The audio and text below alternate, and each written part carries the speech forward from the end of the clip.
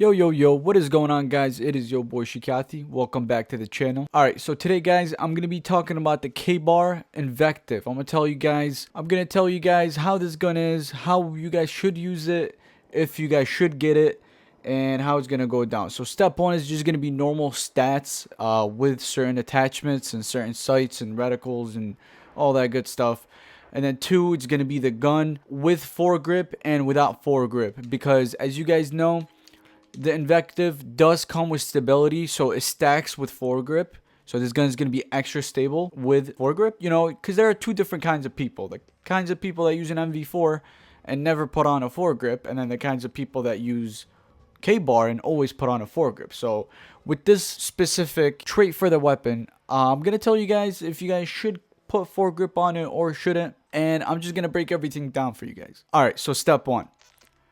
The Kbar right now, just basically naked, +4 on accuracy, +6 on damage, just because of Jawbreaker. The normal Kbar obviously is at 62, 68. You know, here you get a +6 and a +4, so 66 and 74. So that's what they're going to be upgraded to. You know, this is just looking at the gun raw. Now, let's go into putting in some attachments. So, I'm a foregrip guy. I still put on a foregrip on this gun. I would probably recommend you guys do the same. Let's say some people don't. For now, let's talk about the foregrip. You throw foregrip, you throw quick draw, and let's say you want stock. So these are what your stats are going to be afterwards. +13, +6, and +5. If you guys are a quick draw and quick draw, everyone uses quick draw. Come on, man. You can't run in this game without quick draw unless you're a camper. Then, yeah. You're a fucking camper. You know, if you're using foregrip, I'm just gonna show you guys slowly of how your stats will upgrade with each attachment or downgrade. If you do jump to extended mags, that does absolutely nothing but give you more ammo per clip. If you go to suppressor, -5. And accuracy, it actually puts it up. That's very fucking weird. What? I never knew a suppressor would give you accuracy. Wow, that is weird. Okay, so +3, -5 on range. Then you go down to rifle barrel, +10 on range, which is really fucking nice. Go to stock, +5 on mobility. You go to laser sight. It gives you, what is that? Okay, +4 on accuracy. And then you go to FMJ. It gives you more damage than you already have. So, I mean, if you are the kind of guy that wants, you know, 4 bullets to kill somebody rather than 4, then pick this. Because in this game, honestly, this damage increase has done nothing to the Kbar. That's all I gotta say. It's done nothing to the Kbar. So the Jawbreaker, the only thing it's actually done, when I've used it before, I've put in a shot into a guy's head and then 2 in his body, and he's died. I haven't really shot, I don't shoot towards the legs. Like, why would you shoot someone in the fucking legs? What's the point of that? But you know, it is what it is. So you guys just saw all the attachments on the weapon with a foregrip and quick draw type of thing, okay?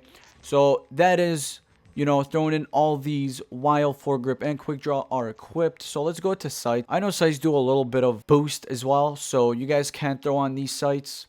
Let's say you want to throw on reflex, +3, +8, +5, +10. +6. Ooh, this also gives you an accuracy boost. That's pretty fucking nice.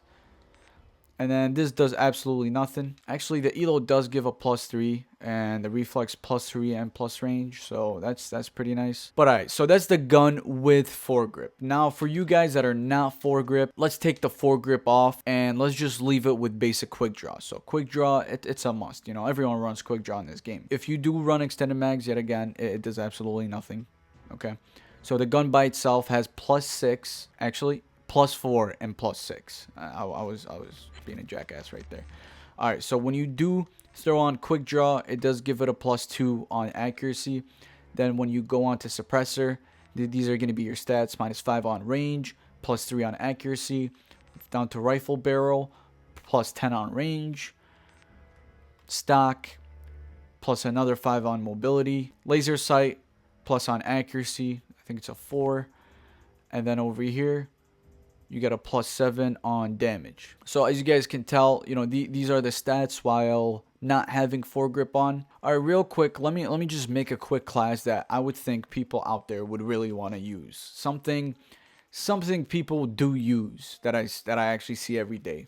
Let's say you want to throw a laser sight and you want to throw an elo, throw in your reticle, and then I love the tar, so I'm gonna throw in my tar. So let's look at the weapon now. We got a plus 19 on accuracy, plus 6 on damage, which is the basic thing, minus 5 on range. Let's say you do want to switch that to a laser sight. I do run laser sight every now and then. Plus 20 on accuracy. That's big, bro. 88 instead of 62. That's big, all right? You go to rifle barrel, plus 10 on range. I mean, that's fucking beautiful. And if you guys actually do want to compare that as of right now, I can just go back and just click this. You guys see it's a plus 15, plus 0, minus 5. Plus 19, plus 6, minus 5. Alright guys, step 2. Step 2 is finding out how stable this weapon actually is with foregrip. As you guys can tell on the bottom right, I have elo, quick draw, and foregrip. This is going to be a medium range gunfight right here. So I'm going to keep on firing and show you guys how that is. Alright, as you guys can tell, that with foregrip is actually very, very accurate, okay? I actually killed myself, as you guys can tell on the bottom right. I don't have it anymore, so I don't have foregrip right now, and let's fire. Let's see how the aim is without foregrip. As you guys can tell, that's very different from foregrip and no foregrip. I'm actually going to have the screenshots on the screen right now. Comparing the two, and with foregrip it was very accurate. Without foregrip it was a little off. I would kind of lean towards getting foregrip. Alright, but before we jump into conclusions of which one we would rather pick, foregrip or no foregrip, let's just get into a long gunfight and see how it performs. So I'm going to be aiming at Burger Town. This side right here is going to be the gun without foregrip, and then I'm going to shoot over here with foregrip, and you guys are going to see the difference. Alright, so guys, this right here is without foregrip, and I'm gonna kill myself and come back. Alright guys, now we're gonna shoot on the left side and see how big of a difference this is. Alright, as you guys can tell, this is a little shaky here. Very shaky. As this one's very nice. So if you start aiming at like a guy's chest, it'll most likely move up to his head and kill him. The first initial shots kind of made it up here. So this was when I had first started shooting. This half right here. And then this half was when I've already been shooting for a little while and my gun was shaky as fuck. So from what I can tell you guys from here, I would pick foregrip over no foregrip on this weapon. And that's what I'm leaning towards. If you are a no foregrip guy, you will most likely be running into this problem for a long gunfight, like from all the way over here. But let's just get on to step number 3. Alright guys, now I'm going to be evaluating the weapon and telling you guys if you guys should buy it. So what I would say, definitely buy this gun. Definitely buy this gun. If you got the salvage for this weapon, I would definitely buy it. Just because it's so accurate. This weapon does not move. If you are a Kbar user and you do really, really like it, but you wish it just had that little bit of an edge where you could just, you know, the aim was just a tad bit better, this is the gun for you. No joke. The Kbar now with the Invective that I'm using, it's a totally different Kbar. It kind of feels like the NV4 with the aim, just because, you know, I can actually kill from very long range with this weapon now. Not too long, but longer than usual, and stuff like that where I pick up 3 or 4 mans with this gun. It's not tough, just because this gun is amazing. When I got the Invective, the Kbar jumped from I like this gun to I love this gun. It's a must-have. The Invective is probably the best weapon I've used so far in the game. I used to like the Type 2, but I kind of migrated away from that, and now I'm just kind of using, you know, this Kbar.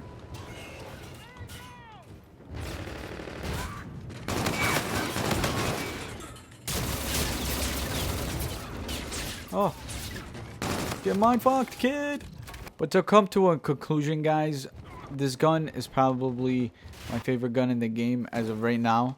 It's a very powerful weapon. It can kill from short, medium to long distances. and you really just can't go wrong with this gun. There's no way if you buy this, you've wasted your money, or your salvage in this case. You've wasted your time.